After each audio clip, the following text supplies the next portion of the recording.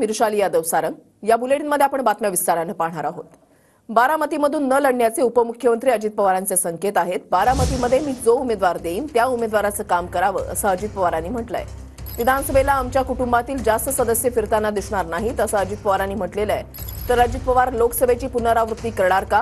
पवारांचा हा खोचक सवाल आहे। आजच्या वेळेस जेवढं आमचे परिवारातली लोक भेटायला येत होती एवढं ह्यावेळेस जास्त कोणी येणार नाही। यावेळेस जास्त कोणी येणार नाही।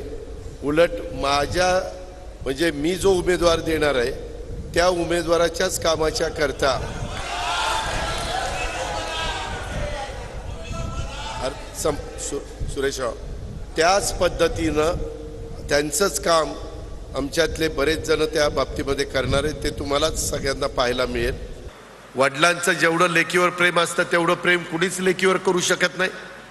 आणि असं असताना तुम्ही त्याच्यामध्ये कुठंतरी घरामध्ये फूट पाडण्याचा प्रयत्न करताय, हे बरोबर नाही। समाजाला हे आवडत नाही। त्या संदर्भामध्ये आम्ही पण अनुभव त्या ठिकाणी घेतलेला आहे। मी त्याच्यातनं मी माझी चूक मान्य केली।